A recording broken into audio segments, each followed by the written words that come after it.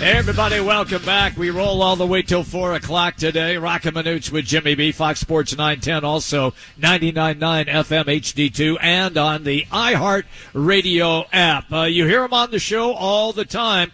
He informs us, and rightfully so, on the National Football League. Kyle Vanden, former Cardinals, Titans, Lions defensive end. He is our guest right now.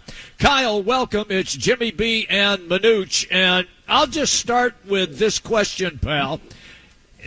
I guess I could just say the tank job is in full swing with the amount of players that everybody has seen leave. Is that fair for me to say right off the top? No, I don't believe so. I think prudent moves have been made for the future of the team. I think, at least roster-wise, the team was in more of a dire situation than even the record showed last year. This is going to have to be a rebuild from the ground up, and a lot of it is bringing in the right people that buy into the culture of Jonathan Gannon and the philosophies that he and his offensive and defensive coordinators have.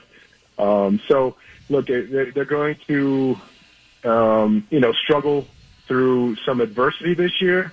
But to me, this is a team that I can get behind. I feel like they're going to practice hard. I feel like they're going to be prepared.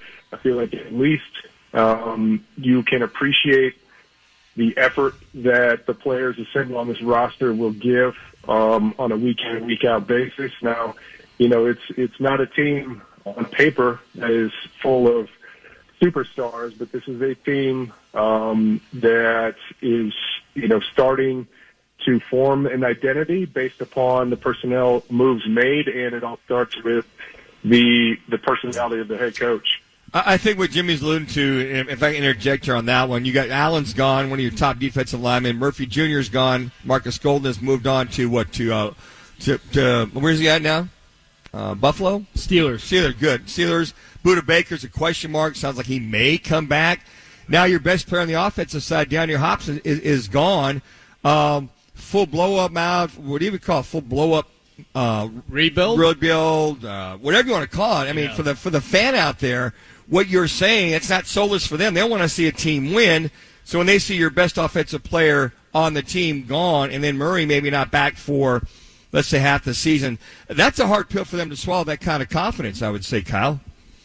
Well, I agree with that. I agree with that assessment, but I don't think it would be prudent to, pay a big contract to Zach Allen or to pay Byron Murphy or to, to me, just from the outside looking in, it wouldn't make sense to plug a couple of big holes in the dam with 10 other holes in the dam. And the biggest hole in the dam, as you talked about, is you may not have your franchise quarterback for anywhere from a few games to a number of games.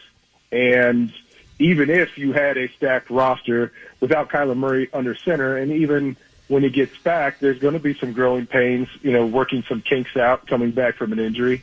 You go all in, even though you're without your franchise quarterback, the highest paid player on your roster for part of the season, or do you start to fill holes, start to build at the ground level, knowing that next year, the following season, there's going to be some cap space freed up.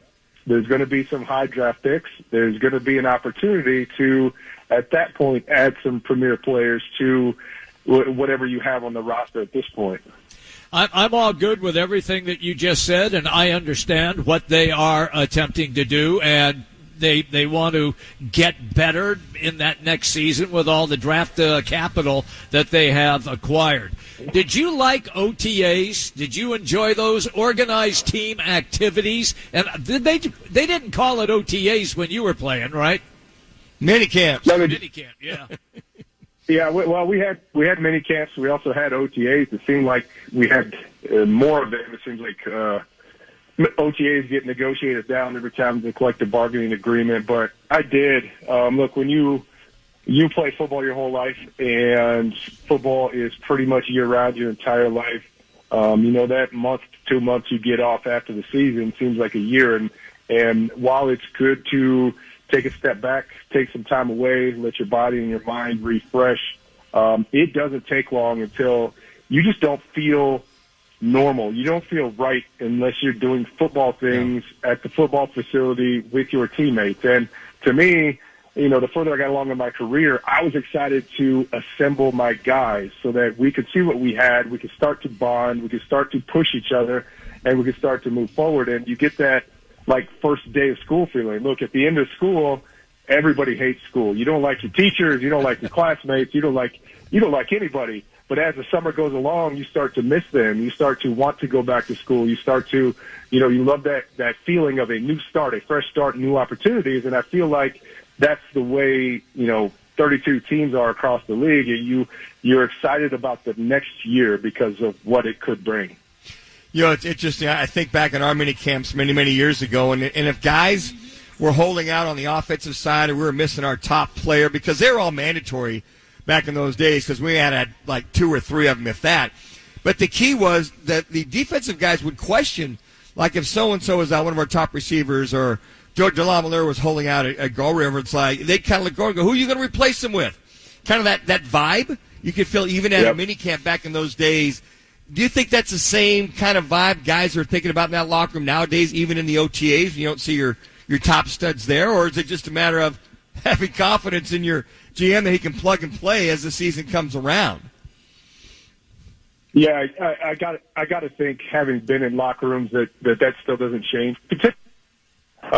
Look, if you're a leader and you're invested and you're doing everything you can, not just for yourself, but you're giving to your teammates and spending extra time and pushing and putting in the work and sweating out on that football field, you do resent the players that aren't there. I mean, it seems like now there's a bit more of a, everybody's got to take care of themselves, make sure their money's right. But I can tell you, when I was a team captain and a team leader, I didn't care about other people's contracts. I wanted everybody to be paid well, but I cared about wins and losses.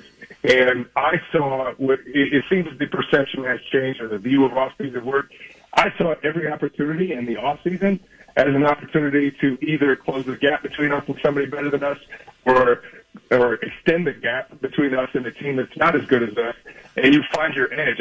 I saw a direct correlation between what we did in the off season and what happened in the season. Whereas now it seems like the general view is, it doesn't matter. It's just OTAs. It doesn't have an effect on the season. When I truly believe that it does. And I'll second that, because I got to tell you what, from the offensive side, looking over and not seeing our top cornerback there, our top safety in at the mini camps, for whatever reason, you couldn't help but notice, because you want to keep that continuity from the mini camps on if you were going to have a chance to win in those days, the AFC East. We just didn't like any hiccups per se to ruin that continuity. Oh, you're absolutely right. And look, I played on some bad teams. I played on some good teams. But my favorite years and my favorite teams and players to be around, we had 100% participation in voluntary activities. There was no question. And that comes from the veterans and the leaders being there, because when they're there, your second, third year, fourth year players understand how important it is. They don't want to let their leaders and their veterans down. But when veterans say, hey, I want to spend time with my family, which is valid, which is true. Like, you don't spend enough time with your family when you're in this profession. However, if they are sacrificing time away from their family, if they're sacrificing their vacation time to be there because it's important to the key players, the leaders, the captains, the veterans, then everybody gets that signal that I better be there as well. It's always good, man, when we have you on the show. Great information, as always. Have a great day, Kyle. Thanks, guys. You too. There you go. Kyle Vanden, Bosch, our